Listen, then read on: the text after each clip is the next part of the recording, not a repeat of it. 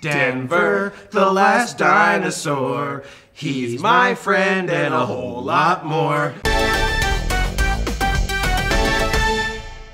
Hi, I'm Andre, and I'm a black nerd. I'm here in Norway with these guys.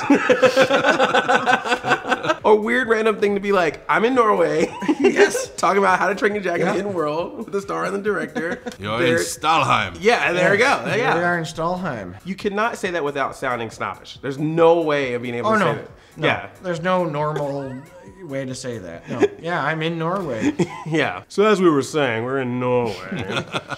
Congratulations on this entire franchise, really, because it's like you have the movies, you have the television series. Thank you. It's a legacy. It is. Yeah. Yeah, Thank it's you pretty very special. This is amazing because it's the last stop, really, you know? Just making sure everybody who wants to own a copy of it can now have it in their hands and watch it as many times as they want. And it feels like such an accomplishment. We talked about the first time we sat down and had breakfast together, we talked about this should be a trilogy. This should be, you know, one expansive story that takes it all the way to the disappearance of dragons, but the fruition of Hiccup's character arc. And here we are. Feels really good. Yeah, I'm just proud. Proud is the word, because it's like you could spend your whole career working in this business and never be part of something half as impactful as 10 minutes of these movies, let alone 3 of them and 7 seasons of a TV show, you know. And like Dean said, it's really neat to have landed exactly where we had hoped we would. The first time I met Dean, he told me sort of what he thought these movies could and should be, and by the way, back then there was no guarantee that it was movies, plural. Right. And yeah, so it's a really special thing. Well, I'm gonna hold my imaginary glass to you. Thank you. Cheers. Thank you. Oh my God! Oh no! Oh no! So I always like to know, what cartoons did you guys grow up on? Saturday morning, I think my favorites were Scooby-Doo. Yeah. I loved, the mystery never got old. I was a big Spider-Man fan. Rocket Robin Hood. Rocket Robin Hood's on my list too, which a lot of people outside of Canada don't know. Yeah. Oh yeah. What's Rocket Robin Hood? There were these 2 cartoons that were basically 5 and 5:30 a.m. if you got up early enough, at least by the time I came around.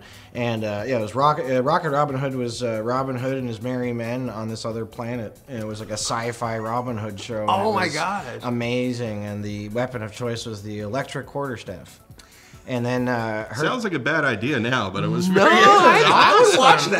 No, it's Robin Hood in wicked, space. and they really hold up actually. And then Hercules was sort of a superhero version of Hercules that he had a ring with H on it, right? And, the little guy, the little what do you call that thing that like followed him? And I was like, hey, Herc, come on, Herc. For me, I'd have to say G.I. Joe. The Transformers, and then another one that I don't know if it came out in the States, the Raccoons. Yes! Okay. I used to watch the Raccoons channel. First gig? Yeah. First gig, he worked on the Raccoons. What? Yep. Oh man, Yeah, that's so pretty cool. Yeah, that's pretty cool. Oh, Bert and crew, yeah, I love that. That's right. I was 18. I'd still protect trees because of the raccoons. Well done. The environmental Our message message hit. Yeah. 10 years before Earth Day. Yeah.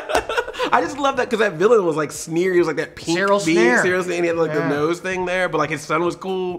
Well, speaking of cartoons, this is perfect because this leads into a game that I want to play with you guys if you guys are down. I call it the Retro Cartoon Challenge. Awesome. I'm just going to say the name of a cartoon. You just basically try to come up with the idea of what you think the cartoon is. You got it. Dungeons and Dragons, the animated series. I adored that as a kid. I have it on DVD, although I don't know if it came out in North American region. So I have like a European region DVD set of Dungeons and Dragons. If I remember correctly, it was a bunch of kids. Did they go on a roller coaster and they ended up in a fantasy universe that was basically Dungeons and Dragons? Yes. Yeah, it was awesome. Oh my gosh. Yep, that's pretty much what it is. Yeah, 6 kids are transported to the fantasy world of Dungeons and Dragons through a D&D ride at a local amusement park and try to find their way home with Nothing the help but of... Nat. Yeah. Oh, it was awesome. Nice. See, already starting strong. All right. Blazing Dragons. Blazing Dragons. It's all you, buddy. You've never heard of it? Absolutely not. All right. I'm thinking of a mashup between Blazing Saddles and Dragons. Some sort of Wild West transported into a mythical realm of dragons and dragon riders. I'm gonna say a fusion between Pete's Dragon and Hunter. starring Fred Dryer, who is a real shoot first, ask questions later kind of cop. Close. Who was close? This is kind of like the reverse of the King Arthur tale. The dragons were the actual knights. Oh, cool. And the humans were the things that they were slaying. Oh, weird. Yeah, yeah. So kids watched humans get killed every episode? That sounds brutal. Yeah. King Arthur and the Knights of Justice. Yeah, that was like a sort of, I want to say early to mid 90s. King Arthur and the Knights of Justice. Me and my buddy used to watch that as a kid. I want to say it was like King Arthur, possibly with like a bit of a sci-fi thing to it. Which, even if I hadn't heard of it, I would have divined from the title. You were pretty close. Yeah, King Arthur gets trapped, and so Merlin goes and finds Arthur King, the quarterback of the New York Knights football team, and brings him and his teammates back to Camelot to save King Arthur and the Knights. Nice. That's not bad. Arthur King? Yeah, his name is Arthur King, and his name of his football team was the Knights. Denver the Last Dinosaur. Well, of course. That was about these kids, and I think they lived in Denver, and they found a dinosaur, and they named him Denver, and Denver the Last Dinosaur, he's my friend and a whole lot more. Yeah. There was a guy on there. Was the guy called Shades? The one that wore shades? Yes, I actually wrote there's a bunch of teenagers, literal including in one this named Shades. The guy wearing shades was called Shades. As opposed to Teen Wolf, where the guy with shades was called Styles. So you have a dinosaur. You have a dragon named Denver that lives in Denver. Yeah. A guy called Actually, they found him at the La Brea Tar Pits. Oh, why did they call him Denver? I think because of the alliteration. I'm so glad you knew about Shades, though. I knew that's the theme song. Yes. Is it okay to wrap it up? Can we sing it together? Yeah, please. All right. Denver, the last dinosaur.